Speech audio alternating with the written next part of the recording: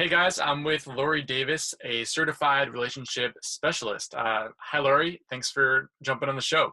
Hey, thanks. It's my pleasure. We're going to talk about mindset for success today, which I know everyone loves about hearing about mindset.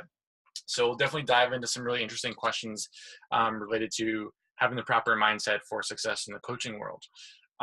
So, Lori, can you give us a high-level overview of what you do first? Sure. My background was as a therapist. So I was a marriage and family therapist for over 25 years and then decided to dip my toe into the coaching world and absolutely love it. So I haven't looked back since. So now I work with singles, helping them to find the right love of their life. And I work with couples who would like more love and passion in their relationships. And I also work through the Relationship Coaching Institute, helping to train and mentor new coaches. Mm.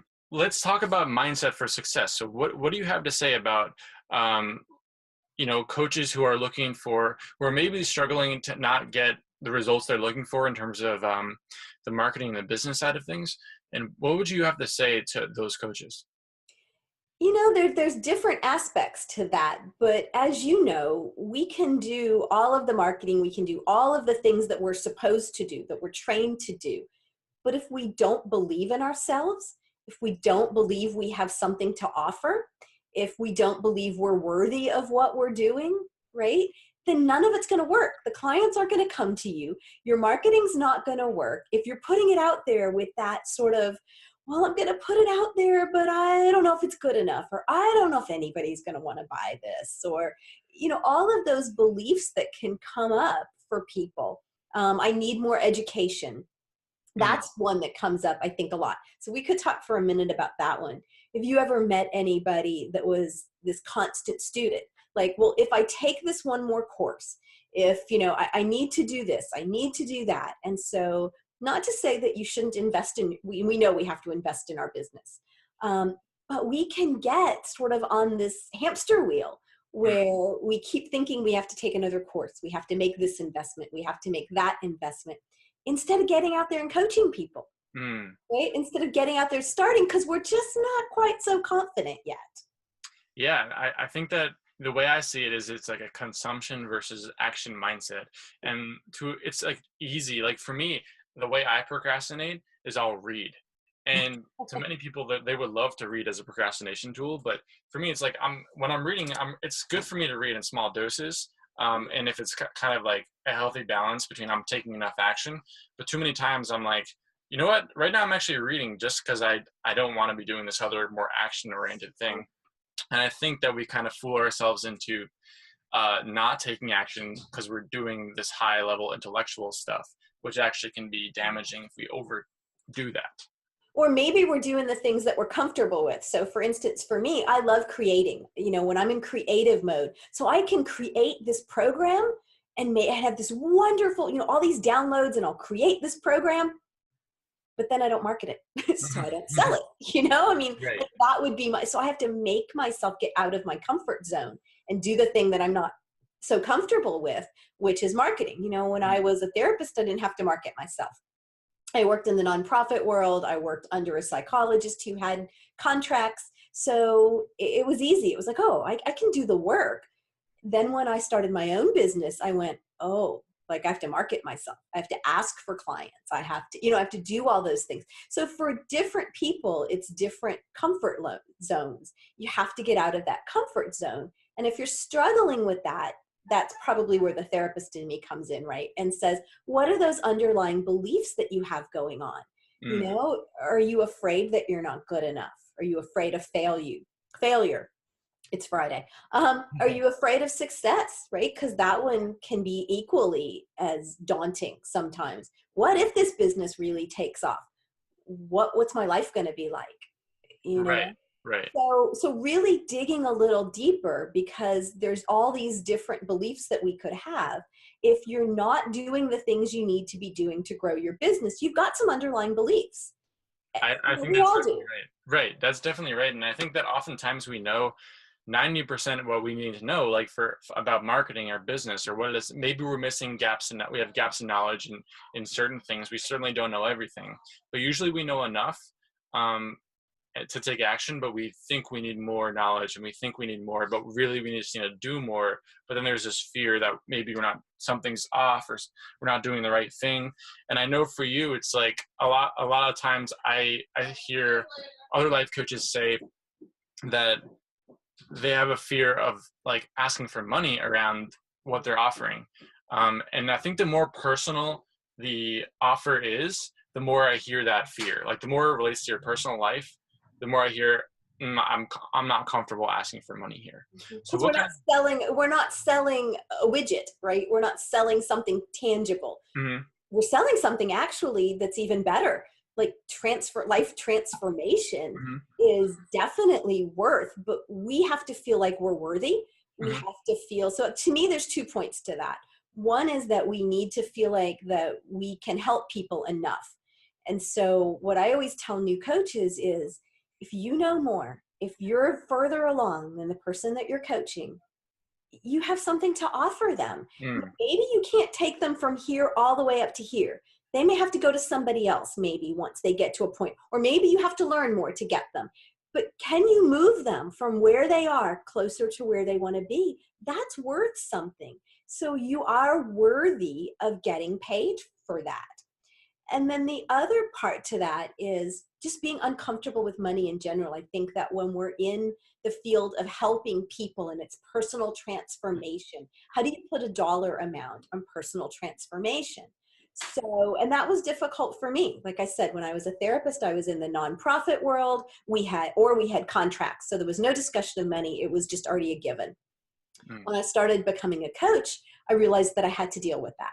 And so one of the things that helped me was to look at money, to kind of take money out of it and just look at it as an energy exchange. Like, mm. I'm putting my energy into you, and then you're giving me something back that's just a different form of energy. And we're just exchanging that. And that made it, for me, that made the difference. And all of a sudden it was like, oh, okay, yeah, I can ask for that. But why do you think that there's so much like fear around asking for money? Think because we live in a world where we put dollar signs on things, but coaching is newer. It's not that new. And so, high level businessmen that made lots of money always hired coaches, right? People that were CEOs of big companies, high level athletes hired coaches. So people with a lot of money hired coaches, and they understood that. But day-to-day people, regular folks who don't have lots and lots of money, hiring coaches is something that's a little bit newer. And so we're just not used to that. We're not used to going up to people and saying, I can transform your life. I can help you get from where you are stuck to where you want to be. And I have the skills, I have the knowledge, I have the support, I know how to do that. And that's worth something. That's a newer concept, I believe, in our society. It's not, we don't, a lot of us maybe didn't grow up. So we didn't hire coaches. We do now. If we're a coach, if you're a coach and you're not hiring a coach and you're not using that, my mentor always says, don't hire a coach who doesn't have a coach, because they don't truly get it, right? Yeah, I agree. But we didn't grow up with that. We didn't grow up seeing our parents hiring coaches. We didn't, in my realm, when we're talking about love, who hires a coach to find love? Like, that's a newer concept. And the people that do it and that get it, like, most of my referrals now come from past clients, Mm. because they get it. And then they tell their friends, you got to go hire Lori, or they see me on a summit or something and they hear me talk.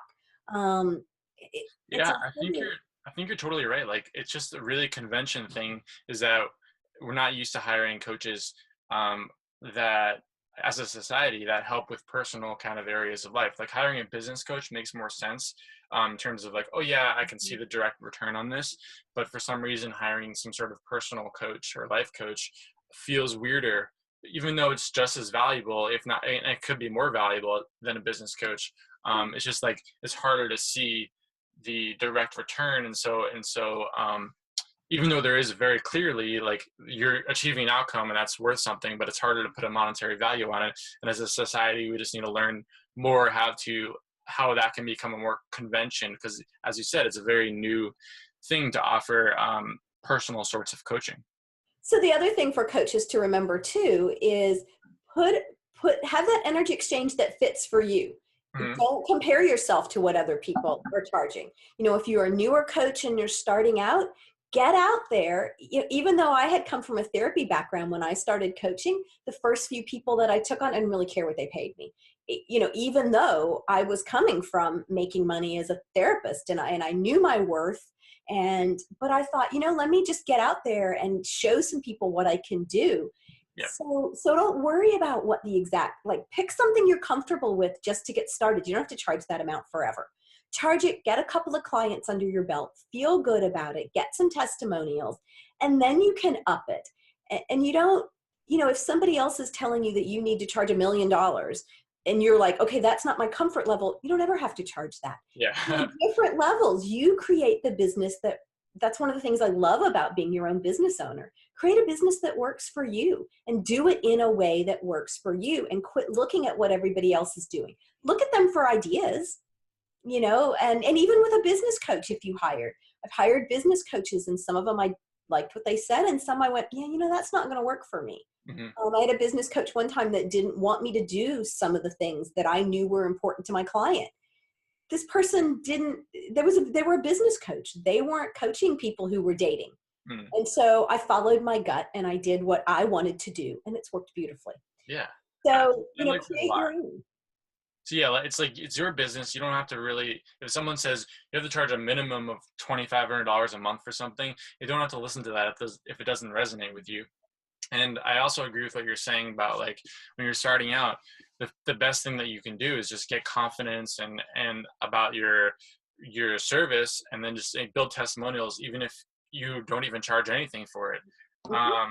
Yeah, Because we tell our new coaches that get some free clients. yeah, Like, get a couple of people and coach them for free, because then you're not saying, well, maybe I'm not good enough. It's like, well, it's a free service. You're not going to hurt them. I wouldn't tell a therapist who wasn't trained to go out and do therapy with somebody. But coaching, we're not telling people what to do. We're not giving advice. We're not telling them what to do. Now, business coach might be a little different. mhm, But if you're doing kind of life coaching and stuff, we're not telling them what to do. We're supporting them. We're holding that space for them. We're giving them resources to learn things, to learn skills. But none of that, like, how could that possibly hurt anybody?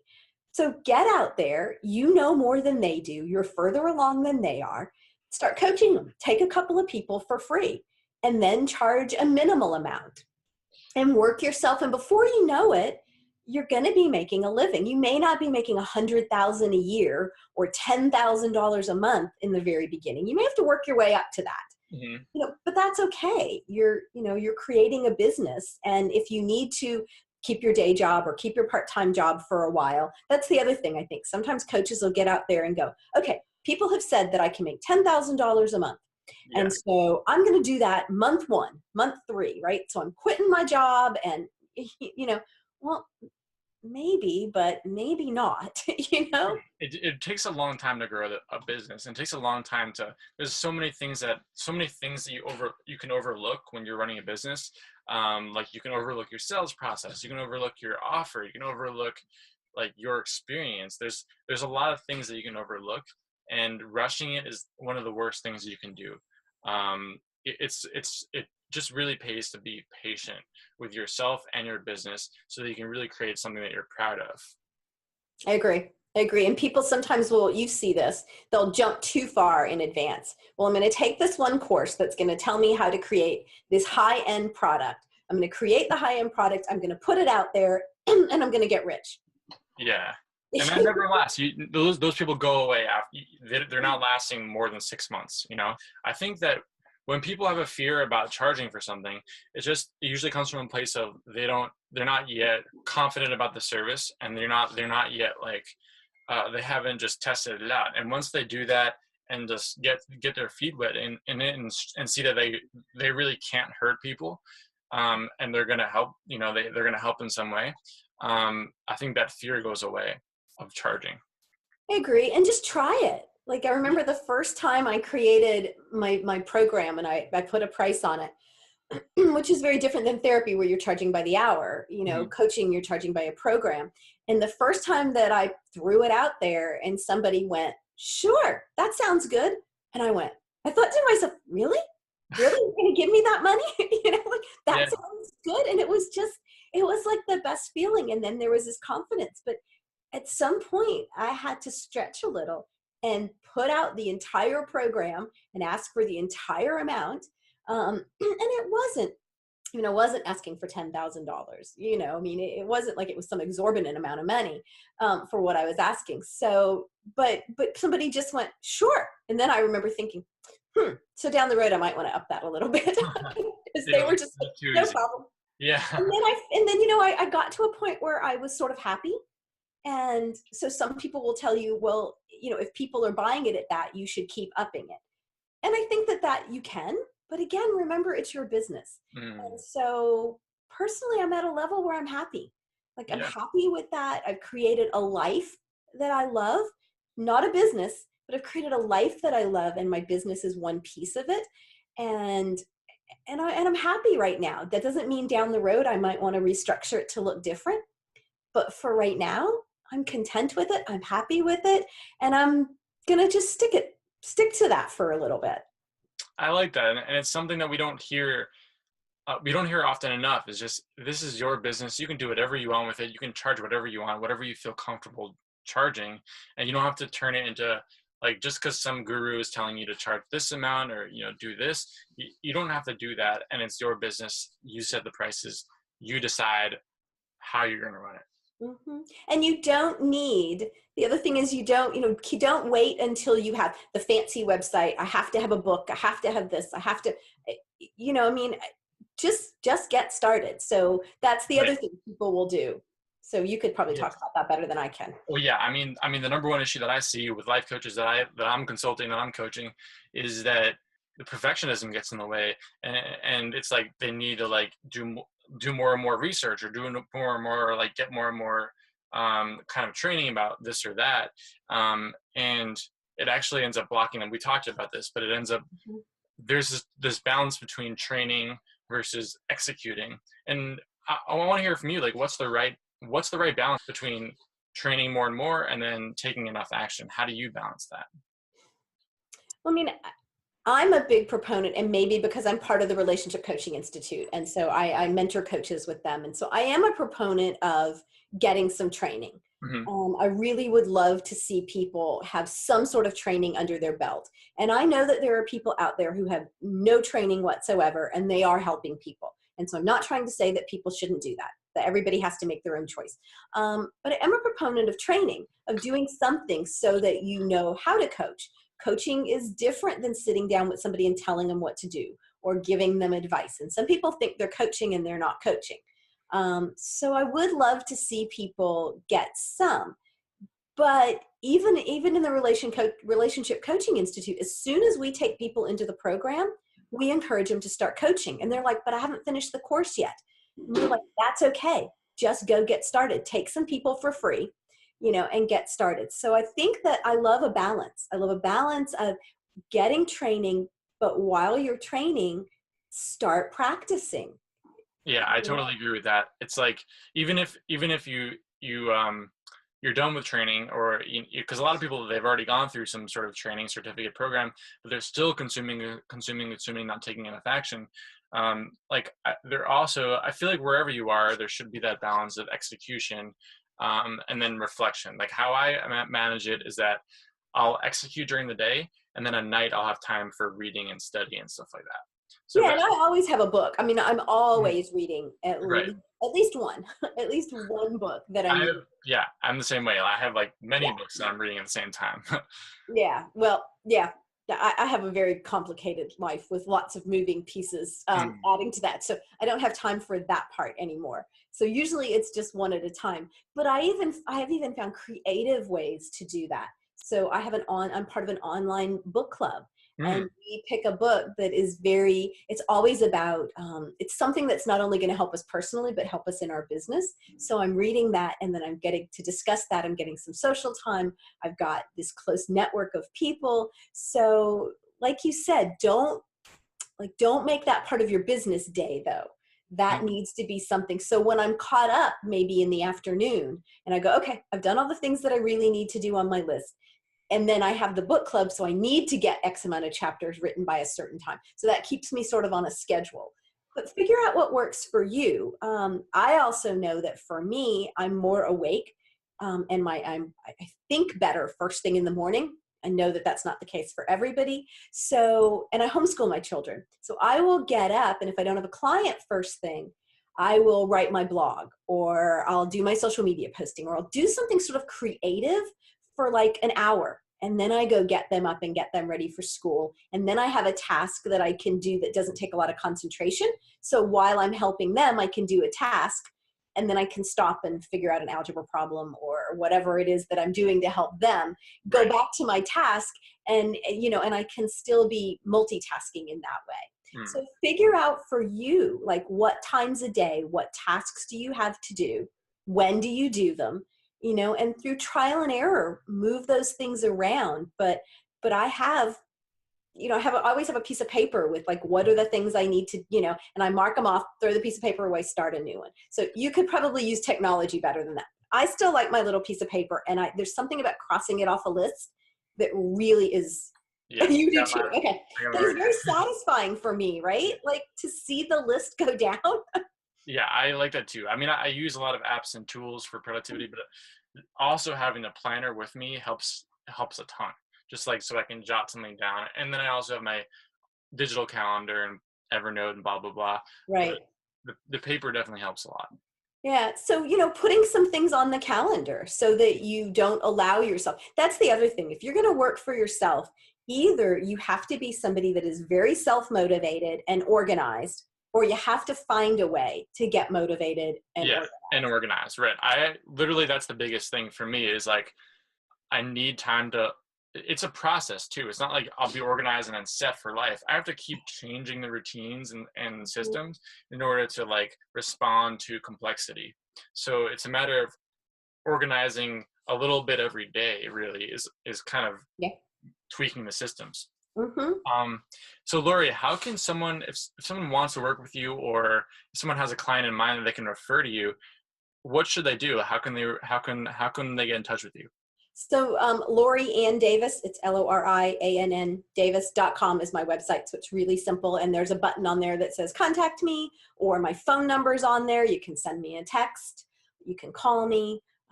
It's pretty simple. You can find me all over social media. It's not hard. Awesome. Thank you so much for sharing a lot of your wisdom here today. I really appreciate it. And yeah, I look forward to talking to you again in the future. You too.